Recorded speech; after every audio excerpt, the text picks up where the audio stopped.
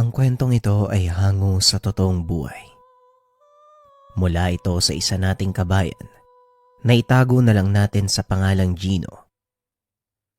Taong 1987, probinsya ng Laguna. Mang Tomas, panglimang araw nang hindi ka nagbibigay sa amin Baka malaman ni boss to Naku, pare-pareho tayong malalagot sa kanya niyan Alam mo namang sobrang hirap ng buhay. Wala masyadong namimili. Mahina ang bentahan ng isda ngayon. Baka pwede namang makiusap muna. Pag bumalik na sa dati ang bentahan, babawi na lang kami. Naku, ilang araw na ho kasi. Kilala mo naman yung amo namin, di ba? Sige na pare, hayaan mo na yan, Bong. Ako nang bahala kay Boss Gillian. Mang Tomas, bumalik ka na sa pagtitinda. Wika ni Gino. Ayang ka na naman, Gino Umiral na naman yung pagiging santo mo. Mamaya niyan malaman ni boss yung ginagawa mo dito. Tugon ni Bong. Wala akong pakialam, Bong, una sa lahat. Hindi naman sa kanila yung perang kinokolekta sa mga tendero dito Walang karapatan si Boss Gillian sa pinaghirapan ng mga taong yan.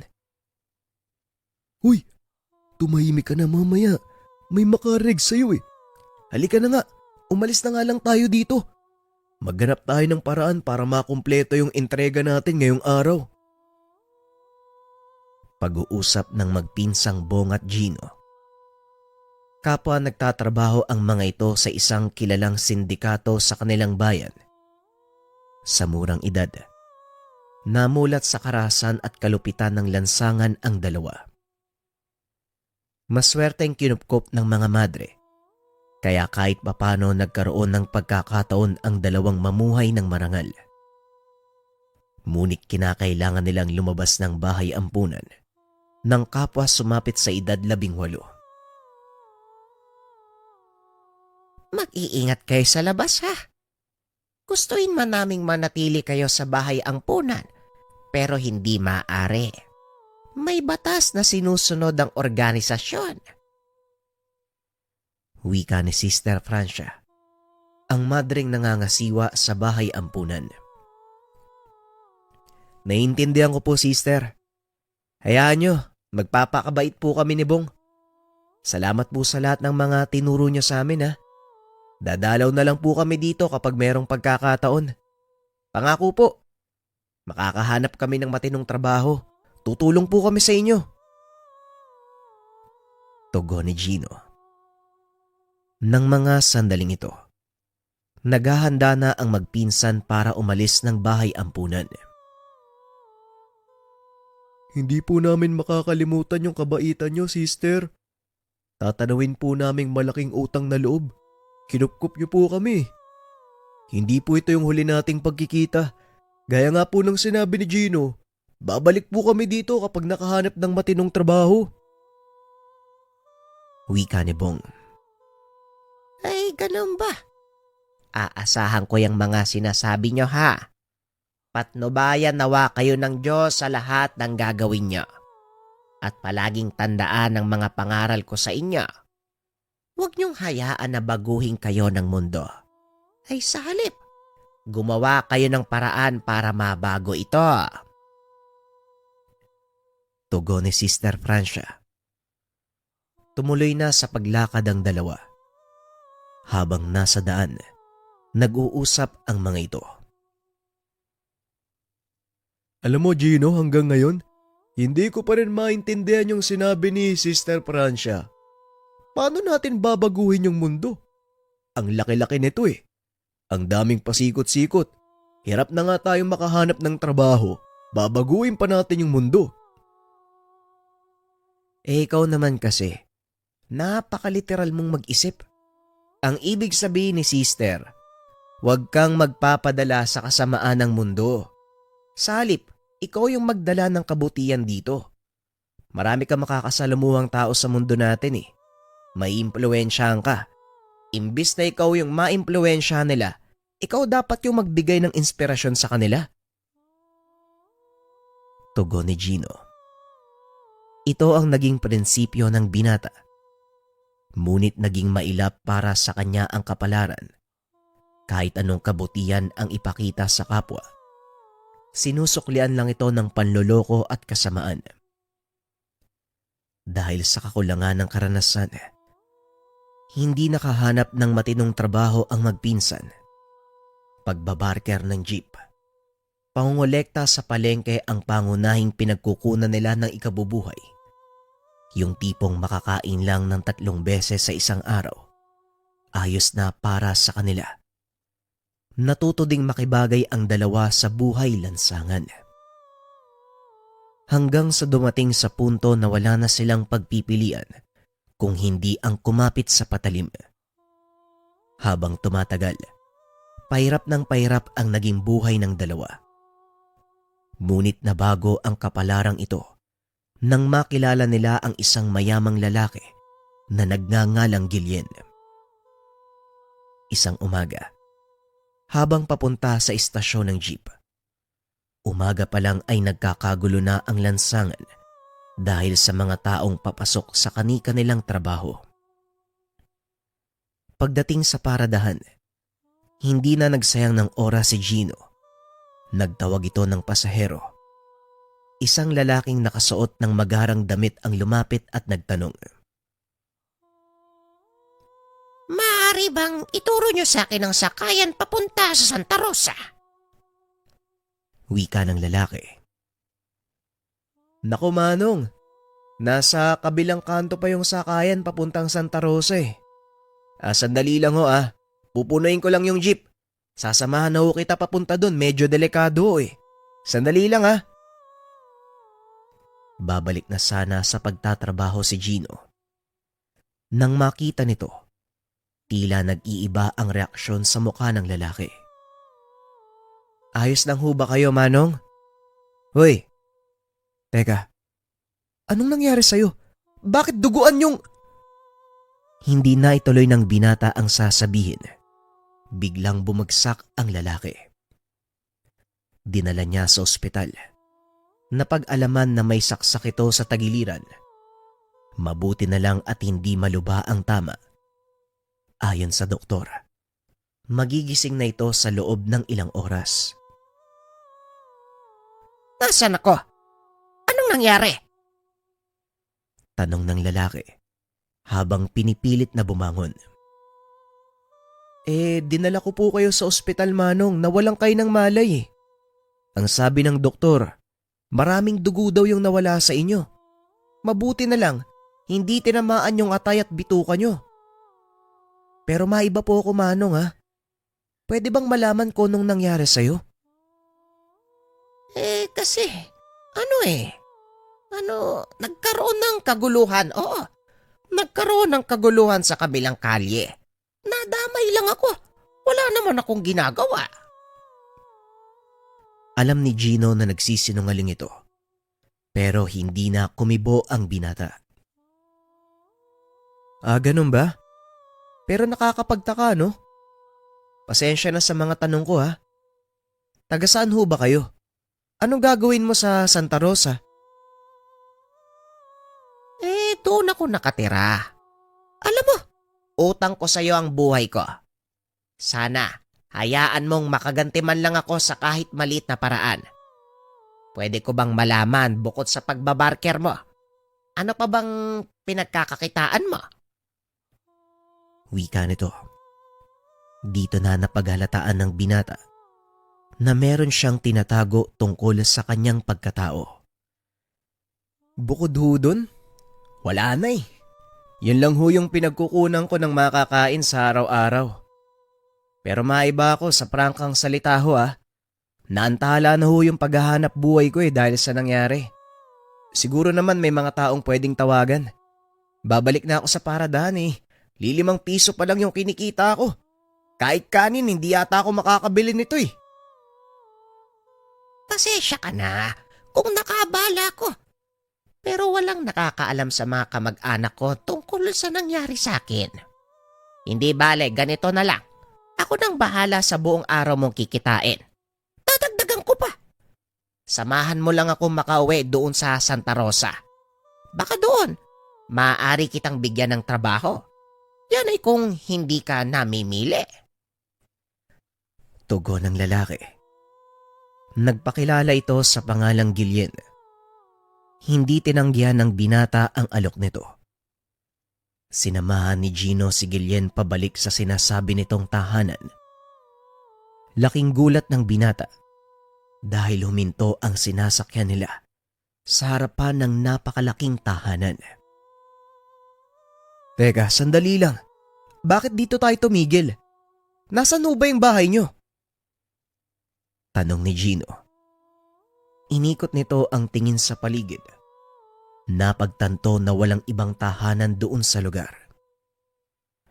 Ito mismo ang bahay ko. Pagpasensyahan mo na at napakalayo sa kabiasnan. Pero maaliwalas naman dito. Halika, tumuloy ka sa aking tahanan. Tugon ni Gillian.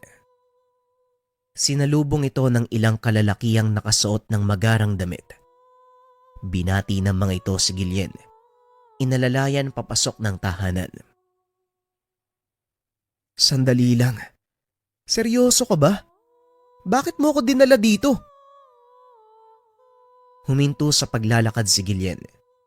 Tinawag ang isa sa kanyang mga tauhan. Marcos, halika nga dito. Samahan mo si Tutoy. Teka, ano bang pangalan mo? Gino ho. Gino ang pangalan ko.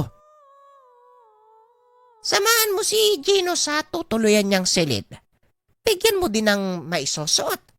Maligo ka. Magkita tayo sa pagkainan. Doon ko ipapaliwanag sa iyo ang lahat. Matapos magbihis lumabas ng kwarto si Gino. Nagulat ito nang makita ang pinsan si Bong. Nakaupo na sa mesa kasama ang ilan pa sa mga kalalakihang hindi nito kakilala. Oh, anong ginagawa mo dito, Gino? Hanap ako ng hanap sa'yo kanina sa paradaan eh. Sasabihin ko sana sa'yo na nakakita na ako na mapapasukan natin. Tapos malalaman ko, nauna ka pa pala. Ako nga yung nagulat sa'yo eh. Paano mong nakilala yung mga taong to? Narinig ko kasi, naghahanap daw sila ng mga tauhan. Hindi ko pa nga alam kung anong trabaho yung papasukan ko eh. Pero wala na akong pake. Hindi na mahalaga yun, kailangan kumita eh. Kailangan kumain sa araw-araw eh. Magsasalita pa sana si Gino. Ngunit dumating si Gillian. Mabuti naman at dumating na kayong lahat. Ito na ba ang mga bagong pasok? Ipinapakilala ko sa inyo si Gino, ang nagligtas ng buhay ko. Ay nako, walang anuman ho yun. Ang gusto kong malaman kung anong trabaho yung inaalok mo sa mga taong to.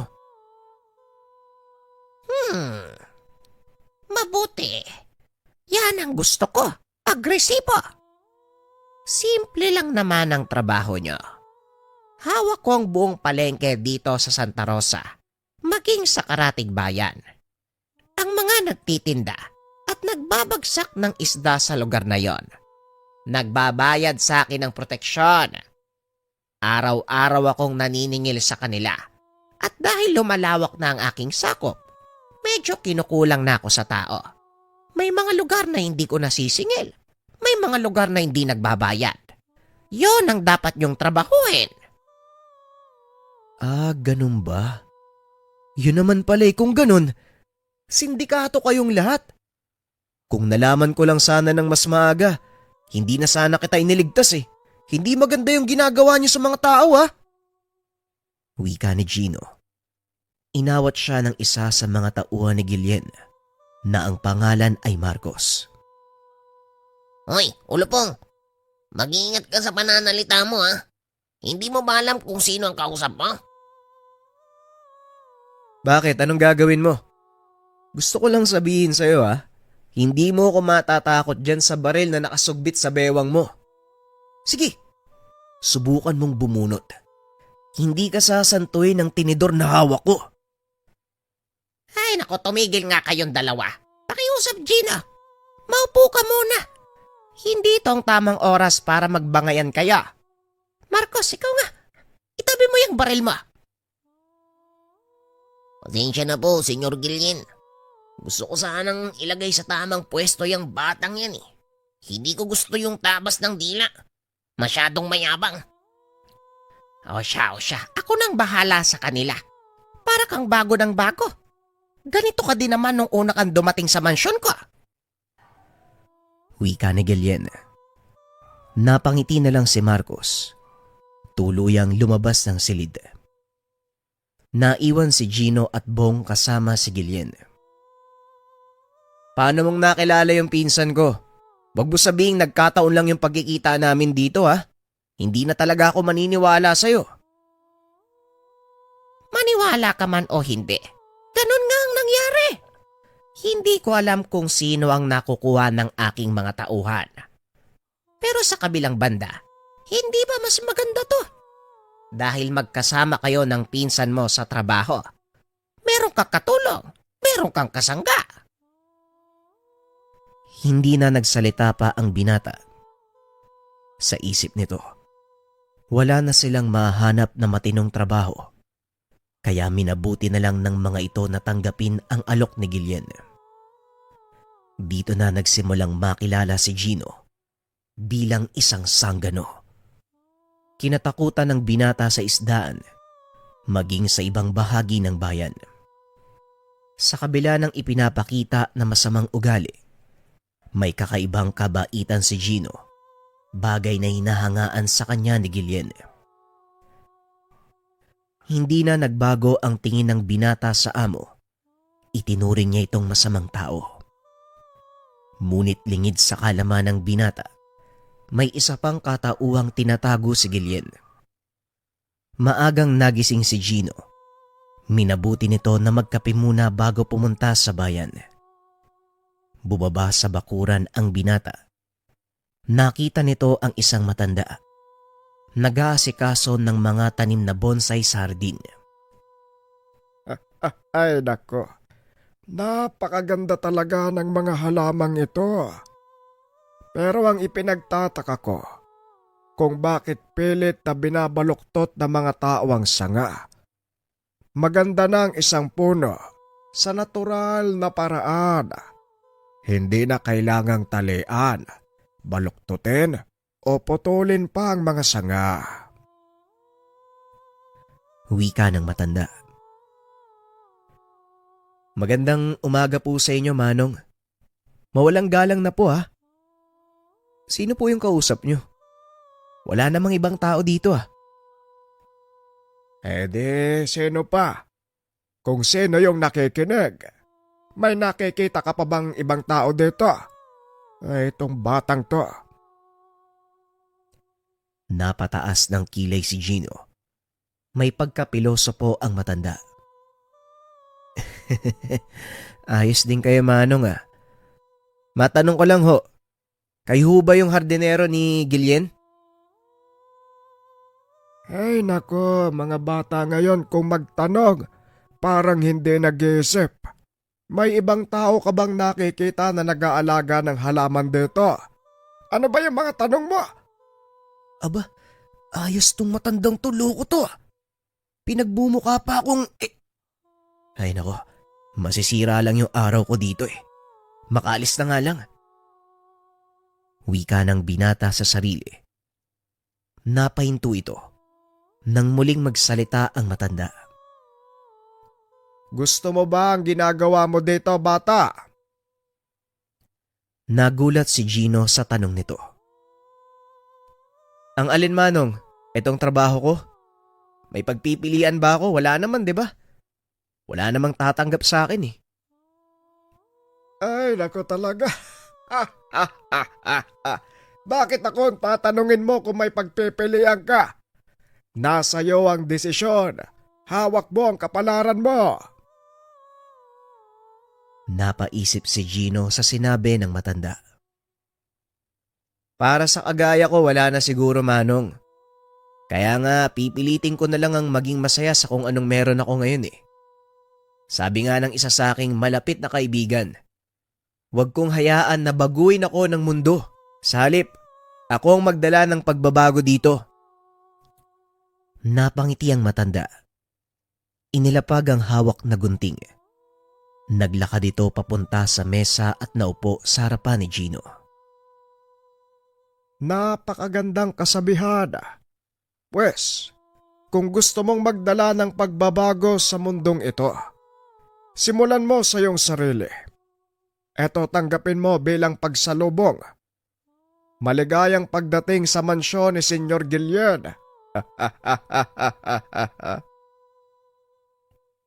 Wika ng matanda habang inilalabas ang isang sinturon.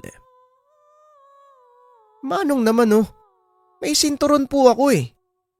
Pero ang ganda nito ah. Kaya hindi ko to tatanggihan.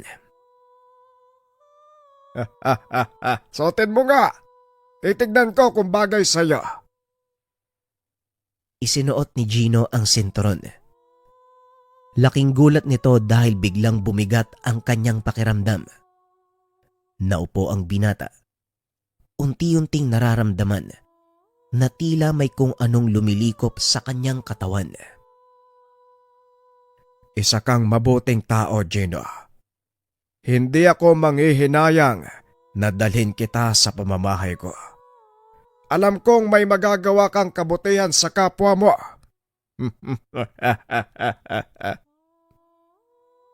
Ito ang mga huling katagang narinig ni Gino mula kay Mang Celestino bago siya tuluyang mawalan ng malay. Nagising na lang ito. Niyuyugyug siya ng pinsan. Gino! Hoy! Gino! Ano bang ginagawa mo dito? Bakit ka natutulog sa bakuran ng mansyon? Pag nakita ka ni Senyor Guillen, ako, mayayari ka niyan eh. Wika ni Bong. Pupungas-pungas pang bumangon ng binata. Dali-daling inayos ang sarili. Napansin nito ang sinturong nakalapag sa mesa. Tinignan ng kanyang suot. Naalala nito ang matandang kausap kani-kanina lang. Hindi ko alam kung nananaginip ba ako kanina eh. Pero may nakita ka bang matandang lalaki na nag-aayos ng bonsai dito kanina? Kausap ko yun eh. Tanong ni Gino. Dinampot ni Bong ang tasang ininuman ng binata. Teka, hindi naman alak yung laman ng tasang to ah. Pero bakit ang aga-aga parang lasing ka na? Wala naman tayong matandang lalaking kasama dito eh. Ang pinakamatanda sa atin, yung isang tauhan lang. Pero bukod dun wala na eh. Lalabas na si Senyor Guillen oh. Gusto niyang sumama ka sa kanya ngayong araw. Ako na munang bahala sa pangolekta. Ayusin mo nga yung sarili mo. Wika ni Bong. Maya-maya ay lumabas na ang amo. Kasama nito si Marcos. Sinalubong ni Gino ang Ginoo.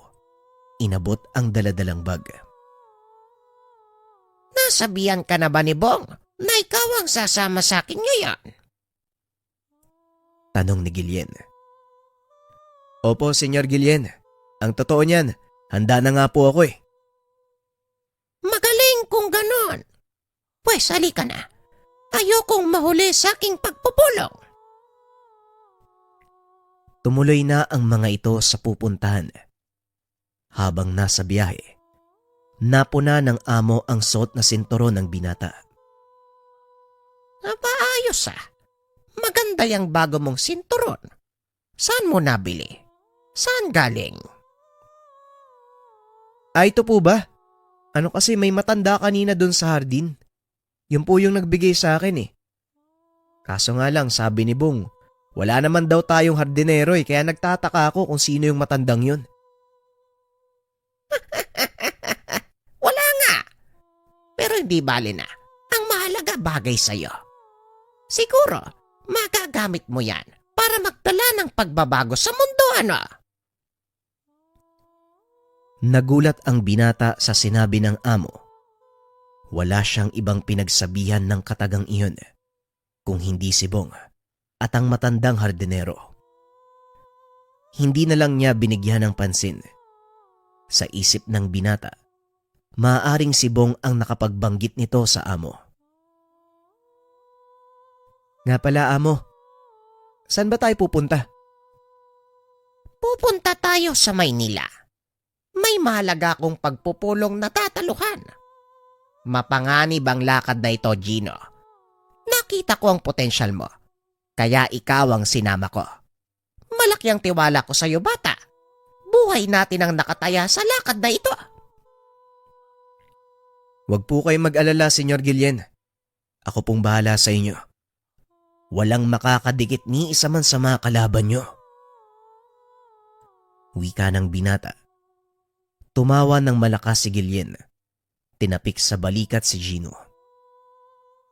Inabot ng 3 oras ang biyahe mula Laguna hanggang Maynila. Huminto ang sasakyan ni Guillen sa harapan ng malaking gusali. Sumunod ka sa akin, Gino. Huwag kang mag-alala. Mga kaibigan ko ang nasa loob ng gusali. Hindi nila tayo gagalawin. Wika ng amo. Tumangulang si Gino bilang pagsang-ayon. Naglalakad ang mga ito papasok ng gusali. Nang makarating sa loob, sinalubong ng ilang kalalakihan ang dalawa. Mabuti naman at nakarating ka, matandang ermitanyo. Sino tong kasama mo? Tanong ng isa sa mga lalaki. Baguhan pa lang si Gino Pacundo. Kaya magpakabait ka sa kanya. Tugon ni Guillen. Alam mo naman ang patakaran natin sa samang ito, Senyor Guillen. Kailangang binyagan ng mga baguhan. Wika ng lalaki na nagngangalang Pacundo. Nako, huwag ka nang mag-abala. Subok ko na ang kakayahan ng batang yan. Kaya sinisiguro ko sa'yo, pagsisisihan mo lang ang pagbibigay sa kanya ng pagsubok. Bueno, tara na. Siguradong nag-aantay na ang ibang kasama. Tugon ni Guillen. Nakatingin ng nakakaloko si Pacundo sa binata. Tinaasan lang ito ng kilay ni Gino. Habang naglalakad, hindi maiwasan ng binatang mamangha sa lugar. Papunta sila sa pinakailalim ng gusali. Ramdam ni Gino ang kakaibang presensya. Nung una, inakala nitong dahil lang sa lokasyon ang kanyang nararamdaman. Ngunit kalaunan, napagtanto ng binata, parang may kakaiba sa mga taong karap nila. Mistiso ang mga ito. Nakasuot ng magarang kasuotan. Ang ilan ay nagsasalita pa sa wikang Espanyol. Nakatayo lang ang binata sa isang sulok habang pinagmamasdan ang among nakikipag-usap sa mga naroon. Maya-maya pa, naupo ang mga ito sa mahabang lamesa at ang nasa pinakadulo, walang iba kung hindi si Guillen. Sinimula ng mga ito ang pagpupulong. Wala namang kakaibang kaganapan. Tungkol sa kalakaran ng negosyo ni Guillen ang kanilang pinag-uusapan. Halos 2 oras, nag-usap-usap ang mga ito. Nangangalay na ang binti ng binata, kaya naisipan nitong mag-unat-unat. Napalingon si Gino sa dingding. Doon niya nakita ang ilang larawang iginuhit ng kung sino. Batay sa mga nakikita, alam ni Gino na mahalagang tao ang mga ito.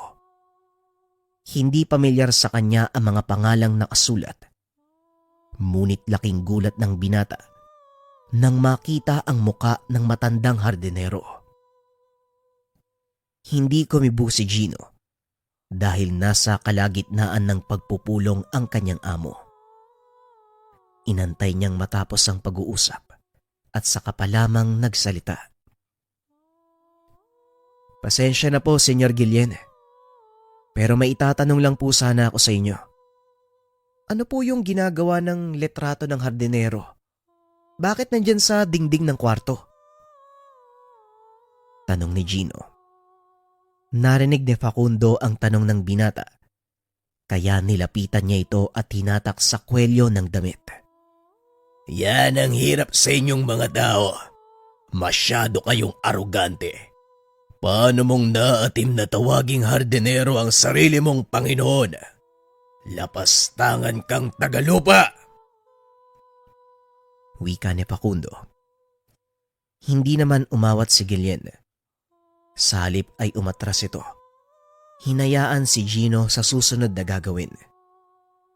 Hinawakan ng binata ang kamay ni Facundo at nagsalita. Ang lakas ng loob mong kwelyoan ako ah! Sino ka ba sa palagay mo? Nanlaki ang mga mata ni Facundo nang maramdaman ang kakaibang lakas ng binata. Unti-unti nitong nabibitawan ang kwelyo ni Gino hanggang sa tuluyan nitong napaluhod dahil pinipilipit ng binata ang kamay niya. Sa pagkakataong iyon, si Guillen ang nagsalita. Hindi ba gusto mong subukan ang aking bagong alalay? Ngayon na ang pagkakataon mo, Facundo. Ikaw naman, Gino. Huwag kang magpipigil. Kahit mapatay mo siya, wala kang dapat alalahanin. Wika ni Guillen. Umatras ng bagya si Gino at nagunat ng katawan. O sige, tignan natin kung hanggang saan yung yabang ng taong to. Kanina mo pa ako pinipikon eh. Hindi ko alam kung saan ka kumukuha ng lakas ng loob para sabihin sa akin ang mga katagang yan. Sa hula ko, wala kang ideya kung ano ang pinapasok mo, bata. Ay nako, puro kasatsat. Bakit hindi mo na lang ipakita yung mga sinasabi mo? Masyado kang madaldal. Wika ni Gino. Sinugod nito si Facundo. Laking gulat ng lahat dahil nagawang pabagsakin ni Gino ang malaking lalaki sa pamamagitan ng isang suntok. Dahan-dahang tumayo si Facundo. Kinapa ang kanyang bibig.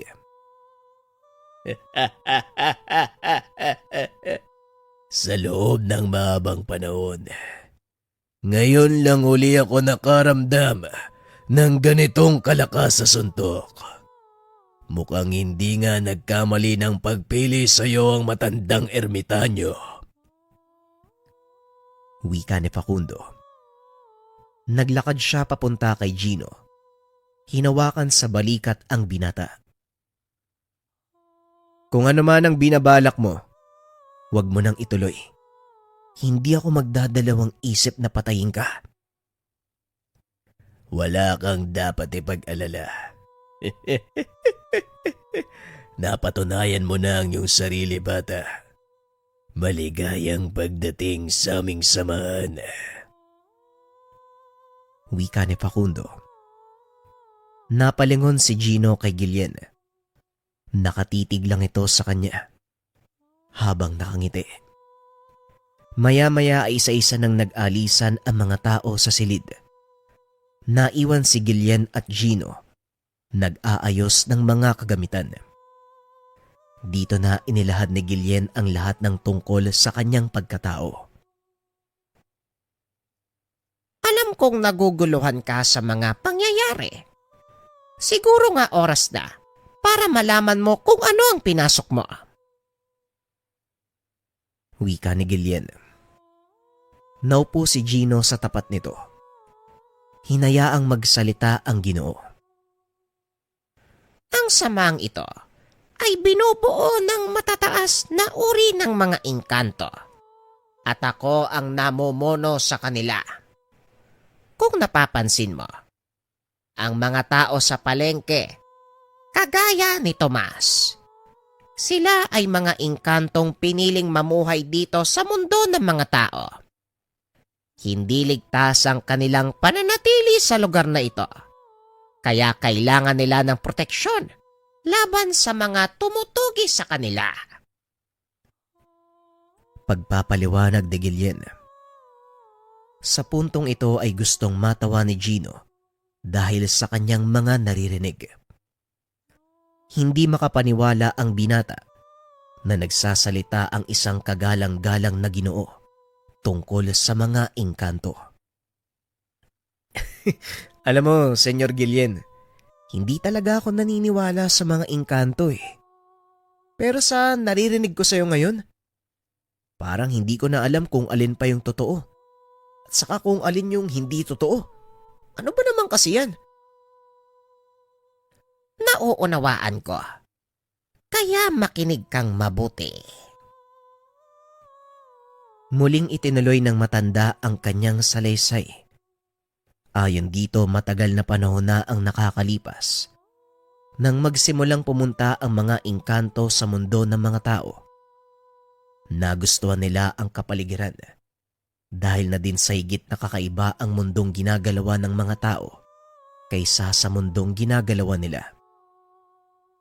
Ang ilan ay piniling manatili sa mundong ibabaw, ngunit sa kasamaang palad, nanganib ang buhay nila dahil sa mga manggagamot, antingero. Pilit silang pinababalik sa kanilang mundo. Kung gano'n naman pala, bakit ba kasi gusto nilang mamuhay dito? Hindi nga nila mundo to eh. Tanong ni Gino. Masyadong masalimot ang mundo ng mga engkanto. At dito sa mundo ng mga tao, natagpo nila ang kalayaang wala sa kanilang pinagmulan. Ang ilan sa kanila, nagkaroon na ng pamilya dito. Nagkaanak ng mga babaeng mortal. Bagay na hindi nila magagawa sa pinanggalingang komunidad. Ikaw, paano ka namang nakapasok sa ganitong, ano bang tawag dito? Propesyon? Magandang tanong! Tinanggal nito ang kanyang balabal. Nanlaki ang mga mata ni Gino nang makita ang matandang hardinero. Alam kong nagulat ka, pero kumalma ka lang dyan. Maupo ka at ipapaliwanag ko sa iyo ang lahat ng bagay. Ang katauhan ni Guillen ay balat kayo ko lang. Ito ang aking totoong wangis.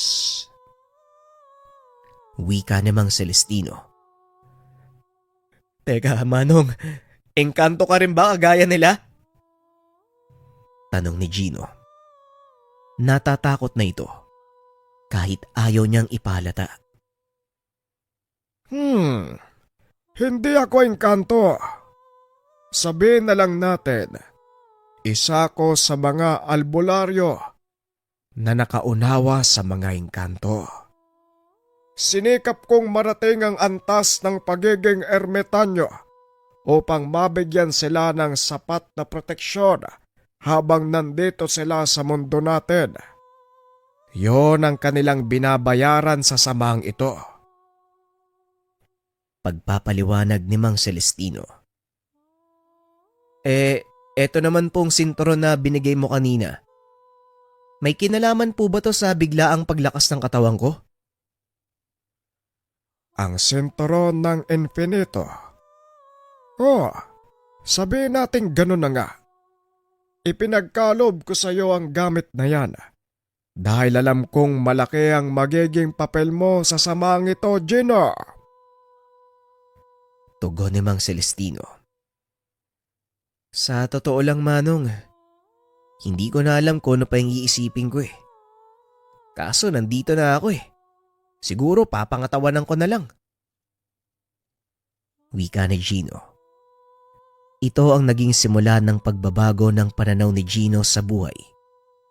Unti-unti nitong naunawaan ang lahat ng sinasabi ni Mang Celestino. Nakiusap din ng matanda. Huwag ipagsabi ang kanyang lihim kahit kanino. Itinago ni Gino ang lihim ng matanda dahil alam ng binata ang totoong pagkatao ni Guillen. Lagi itong nahaharap sa panganib, nasasangkot sa mga basag ulo. Kung minsan, hindi maiwasang makabangga ng binata ang ilang malalakas na manggagamot. Isang hapon, Kakagaling lang nito sa pangolekta nang harangin siya ng isang lalaki. Pilit umiwas si Gino, ngunit sinadya ng lalaking iyon na banggain siya. Ano bang problema, pare? Wala ka bang magawa? Tanong ni Gino. Malaki ang problema ko. Nakatayo ngayon sa harapan ko, ulubog! Pwede ba nagmamadali ako eh? Kung wala kang magawa sa buhay mo, huwag ako yung pagdiskitahan mo. Magganap ka ng iba. Wika ni Gino. Papaalis na sana ang binata nang biglang hawakan ng lalaki ang kanyang braso. Ang hindi ko maintindihan, kung bakit nyo binibigyan ng proteksyon ng mga inkantong nandito sa mundo. Hindi ba malinaw sa inyo? Bawal sila sa lugar na ito. Tanong ng lalaki. Isa ka pala sa mga taong makikitid yung utak, ano? Alam mo, may mga dahilan kami. At kahit anong paliwanag ang gawin ko, hindi mo maiintindihan dahil sarado naman yung kokote mo. Sarado ang kokote. Matanong nga kita, gaano ba kalaki ang tinatanggap mo sa mga inkanto bilang kabayaran? Muling tanong ng lalaki. Dito na nag-init ng tuluyan ang ulo ni Gino. Hinarap niya ito at bahagyang itinulak. Kung wala kang matinong sasabihin, umalis ka sa harapan ko. Kung hindi, magsisisi kang kinausap mo pa ako. Wika ni Gino. Laking gulat ng binata nang biglang nanigas ang katawan nito. Sinubukan niyang humakbang, ngunit tila hindi na nakakabit ang mga paa sa kanyang katawan. Sinasabi ko na nga ba eh, may tangan ka din kagaya ko. Pero bakit mas pinili niyong protektahan ng mga inkanto? Yan ang katanungang naglalaro sa isipan ko. Hindi ko malaman kung ano ba talaga ang totoong pakay niyo. Muling tanong ng lalaki. Kung ano man ang pakay namin, hindi ko na kailangan pang sabihin sa'yo. Wala ka nang pake dun. Dahil kahit anong paliwanag ang gawin ko, hindi nun mababago yung paniniwala mo eh. Tugon ni Gino. Kinalas ng lalaki ang tigalpong ibinato nito sa kanya at nagpakilala. Ako nga pala si Emong. Ikaw, anong pangalan mo? Gino. Gino ang pangalan ko. Ikinagagala kitang makilala, Gino. Tungkol naman sa pagpapaliwanag, bakit hindi mo subukan sa akin? Malay mo maintindihan ko. Puro kasi tanong yung nasa isip ko eh. Kung walang magpapaliwanag sa akin, hindi ko mauunawaan. Wika ni Emong. Sabay turo sa isang bakanteng mesa sa tabi ng tindahan. Nag-inuman ng dalawa. Hanggang sa hindi na malaya ni Gino, nagiging kampante na siya sa kausap. Pinaliwanag ni Emong ang tungkol sa sarili. Ganon din si Gino. Napagtanto ng binata na hindi namang masamang tao si Emong. Sadyang hindi lang sila nagkakaunawaan pagdating sa napiling prinsipyo. Hindi ka naman pala masama, Emong eh. Siguro nga hindi lang tayo nagkakaintindihan. Ibang pananaw mo sa pananatili ng mga engkanto dito sa mundo ng mga tao eh. Iba din naman yung sa akin. Pero kung titignan mabuti, iisa lang yung hangarin natin eh. Yung mapabuti ang kanilang kalagayan.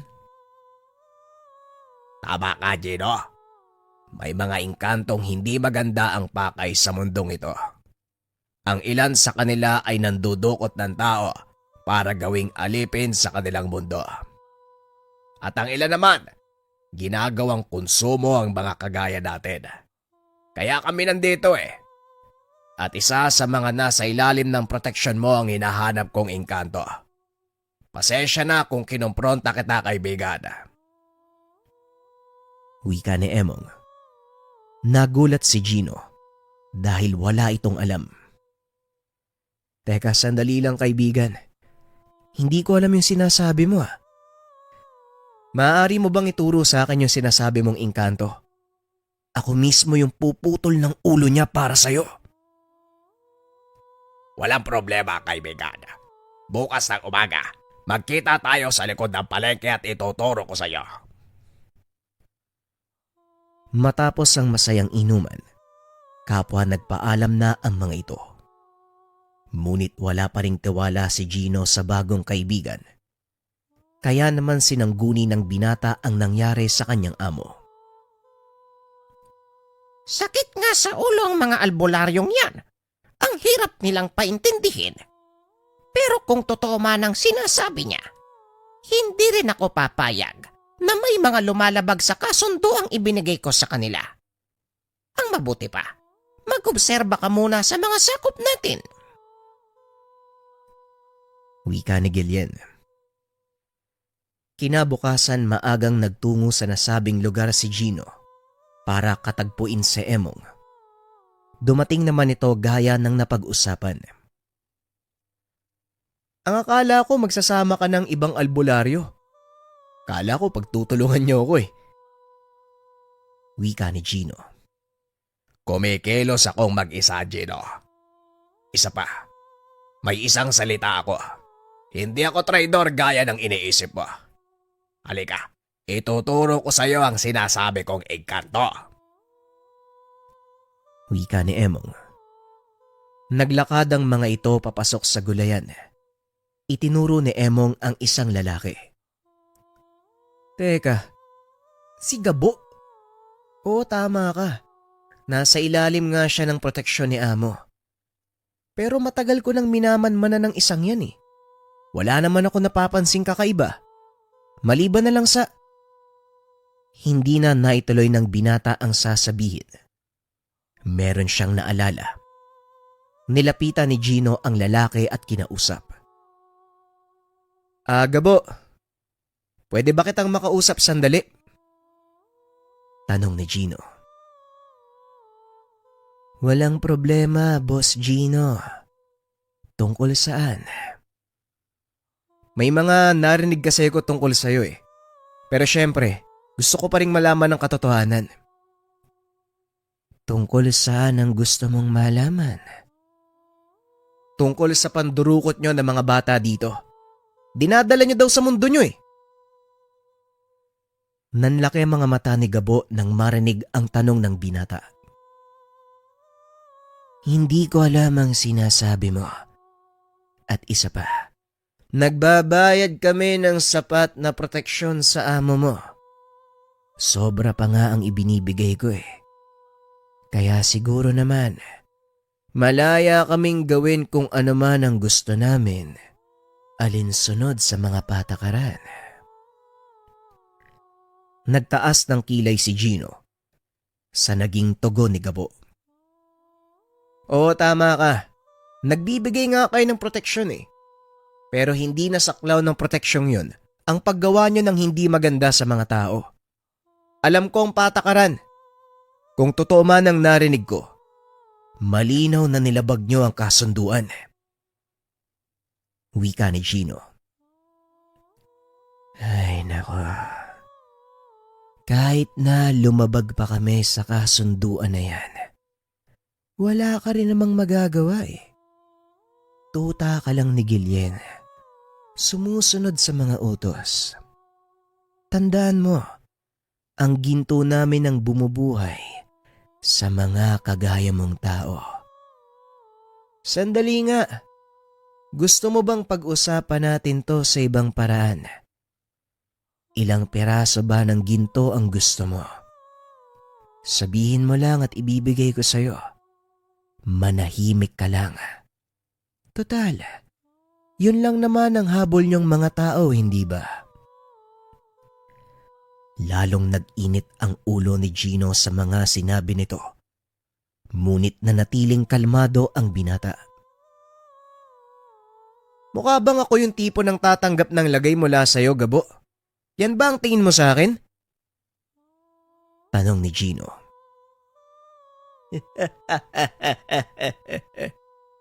Huwag kang magmalinis, Gino. Bakit? Ano ba ang dahilan mo? Bakit ka nagtatrabaho kay Gillian? Hindi ba para kumita? Napakaraming tao sa lugar na yun. Hindi maaaring gumawa ng gulo ang binata. Papalampasin kita ngayon. Pero sa oras na mapatunayan ko na totoo yung mga naririnig ko, humanda ka. Kakatayin kita. Isisilid sa kahon na may yelo. Wika ni Gino. Matapos ay umalis na ito sa lugar. Ha? Ano sabi? Umamin ba? Tanong ni Emong. Oo, umamin Emong. Pero malakas ang loob ng isang yon. Siguro maliban kay amo. May iba pang nagbibigay sa kanya ng proteksyon eh. Malamang ganun nga. Pero kung ako sa'yo, Gino, gagawa ako ng paraan. Kayo din ang mapapahamak pag nagkataon. Payong kaibigan lang. Wika ni Emong. Matapos ay nagpaalam na ito.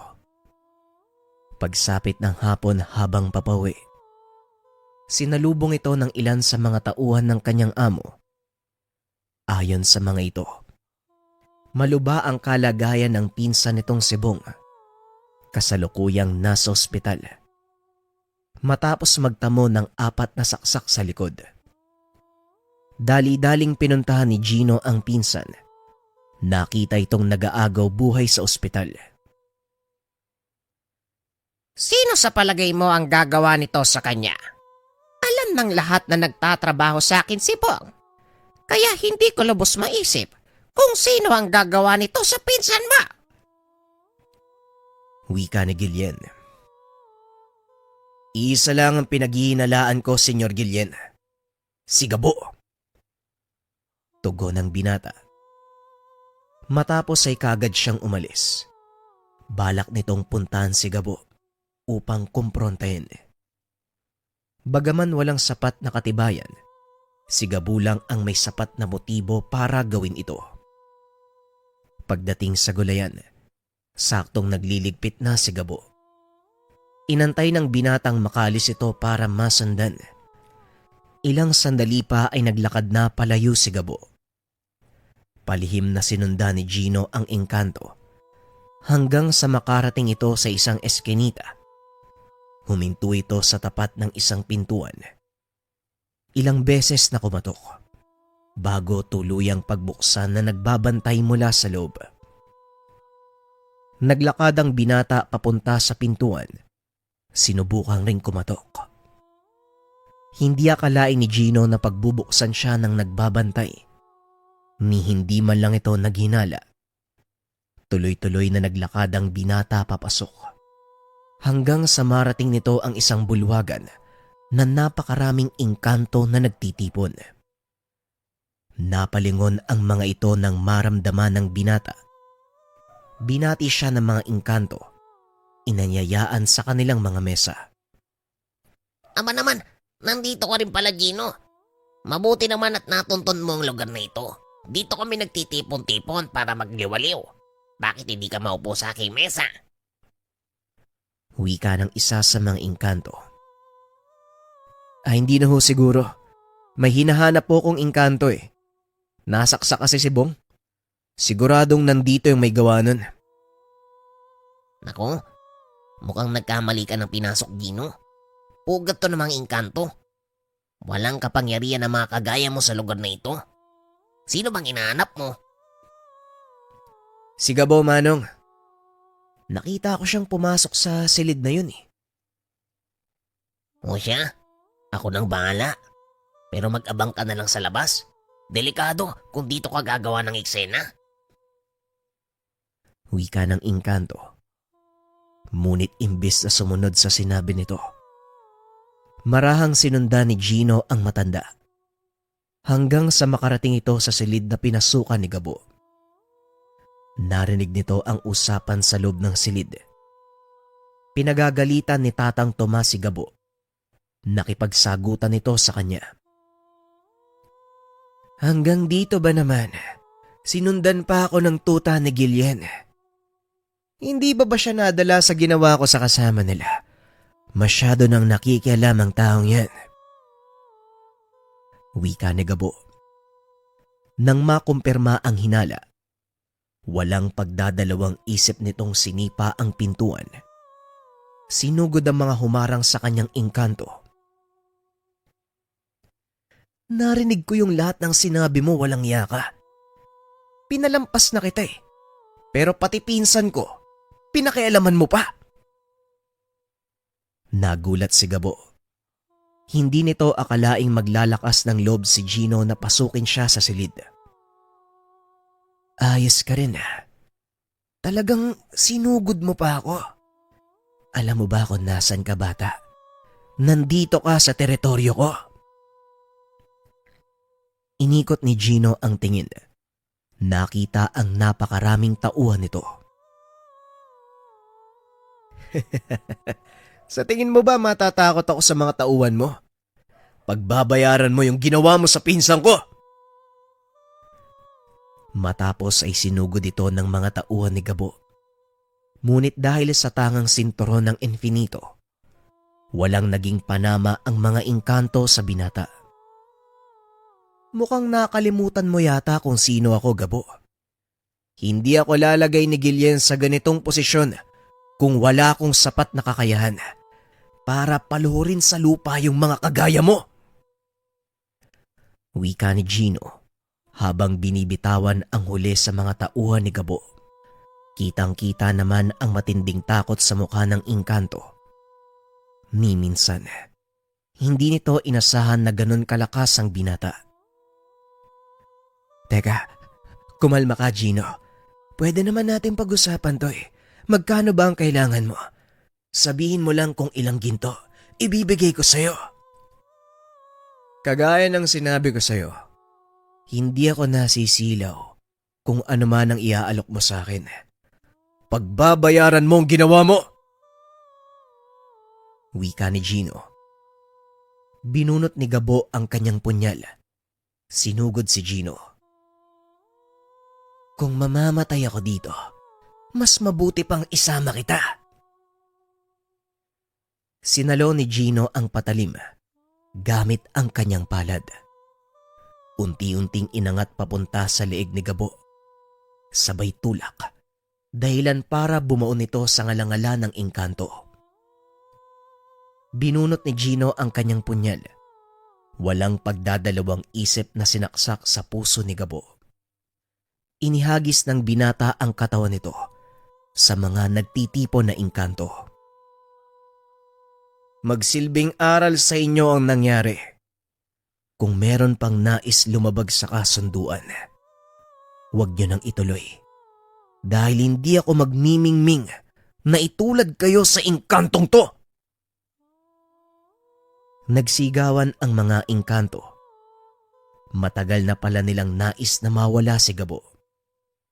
Ang ilan sa mga ito, sinabihang nababahiran ang kanilang malinis na pangalan dahil sa kagagawan ng mga kagaya ni Gabo. Sinigurado naman ni Gino na hindi niya nahahayaang mangyari pa uli ang ganitong bagay. Nakarating kay Guillen ang nangyari. Imbis na magalit ay natuwa pa ito. Mahusay, bata. Huwag kang mag-alala. Kagaya ng sinabi ko, walang makakaalam ng mga nangyari. Lubusang pinagkatiwalaan ni Guillen si Gino sa lahat ng transaksyon hanggang sa paglipas ng mga taon. Sa palagay ko, handa ka na, Gino. Nakita ko ang malaking pagbabago sa iyong pagkatao sa mga naglipas na taon. Masasabi kong hindi ako nagkamali. Ngayon, unti-unti na akong nililisan ng aking lakas. Gusto kong ikaw ang pagpatuloy ng aking nasimulan. Magpakilala kang masama sa mata ng kapwa mo tao. Ngunit gumawa ka ng kabutihan habang hindi sila nakatingin. Ito na ang pagkakataon mo para magdala ng pagbabago sa mundo. Wika ni Guillen. Nang mga sandaling iyon, unti-unti nang nararatay ang matanda.